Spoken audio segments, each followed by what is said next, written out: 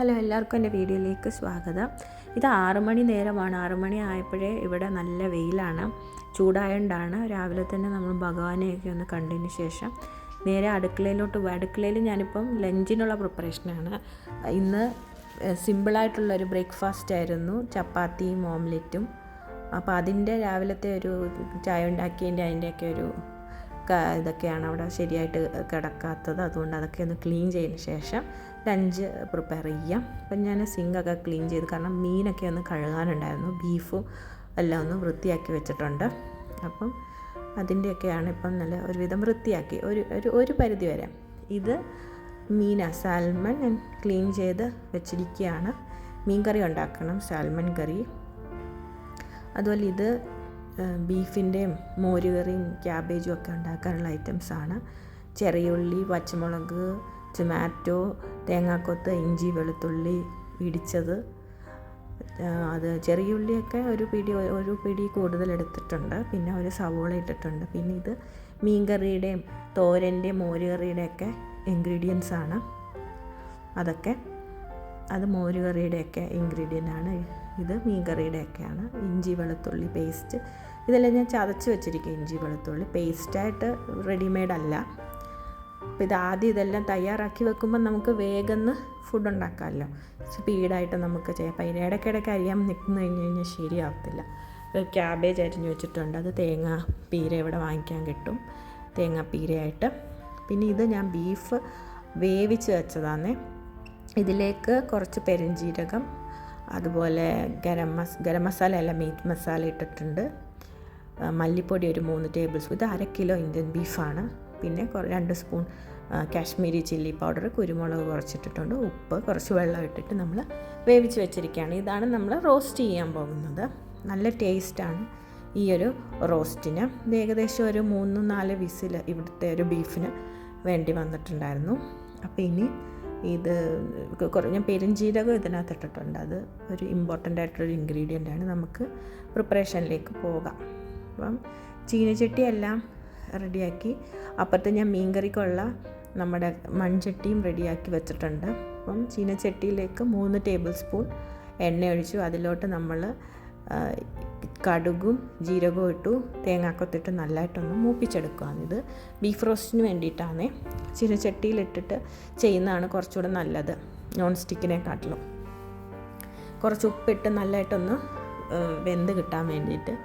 വഴന്ന് കിട്ടാൻ വേണ്ടിയിട്ട് ഉള്ളി. അപ്പോൾ അത് നല്ല ബ്രൗൺ കളറാവുന്നവരെ നന്നായിട്ട് സോട്ട് ചെയ്തെടുക്കണം.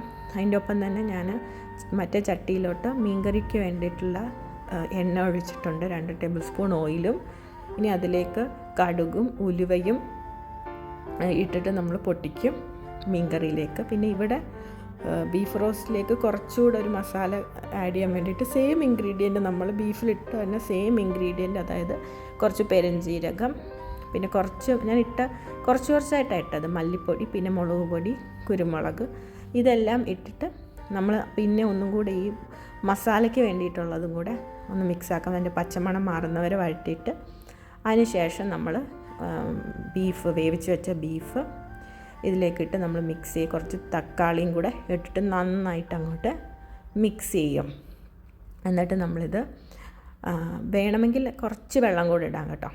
എന്നിട്ട് നല്ലതായിട്ട് അതൊന്നും കൂടെ ഒന്ന് മിക്സ് ആവാൻ വേണ്ടിയിട്ട് ഒന്ന് അടച്ചു വെക്കണം. അപ്പം മറ്റേ അടുപ്പിൽ നമ്മൾ മീൻകറിക്കുള്ള സവോളയും പച്ചമുളകും ഇഞ്ചിയും വെളുത്തുള്ളിയും എല്ലാം ഇട്ടിട്ട് നന്നായിട്ട് സോട്ട് ചെയ്തു. ഞാൻ ഈ ബീഫിലും ഇഞ്ചി വെളുത്തുള്ളി ഇട്ടിട്ടുണ്ടായിരുന്നു കേട്ടോ, പറയാൻ വിട്ടുപോയെന്ന് തോന്നുന്നു.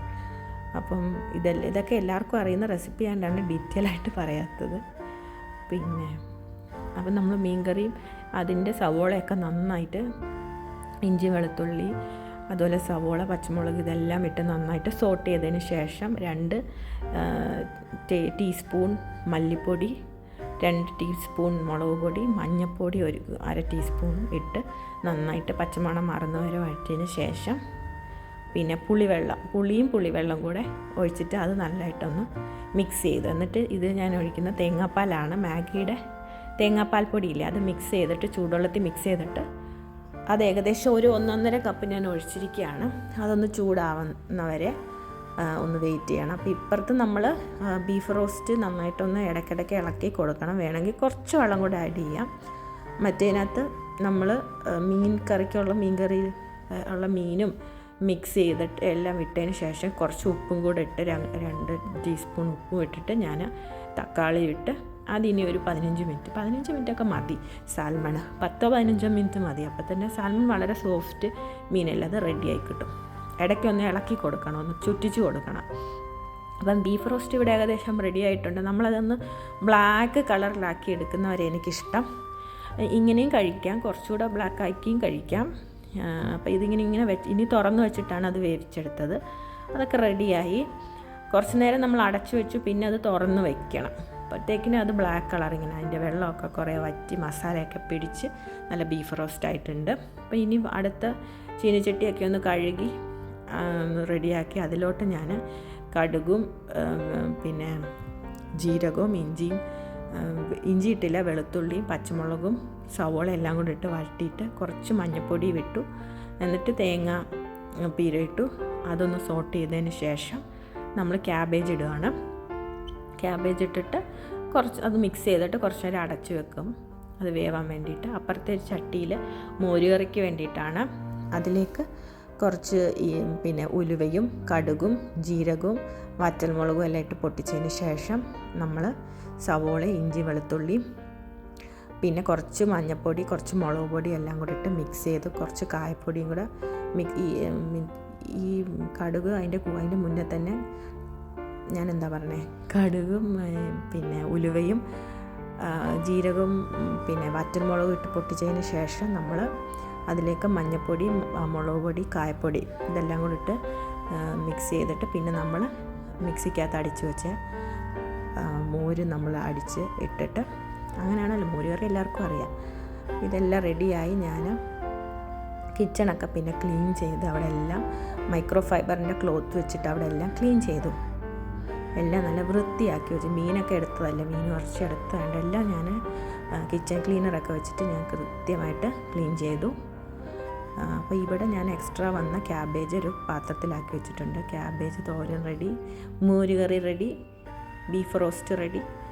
നല്ല അടിപൊളി നല്ല ടേസ്റ്റി ബീഫ് റോസ്റ്റ് റെഡി, നല്ല അടിപൊളി ടേസ്റ്റി സാൽമൺ കറി റെഡി. എല്ലാം നല്ല ടേസ്റ്റാണ് കേട്ടോ.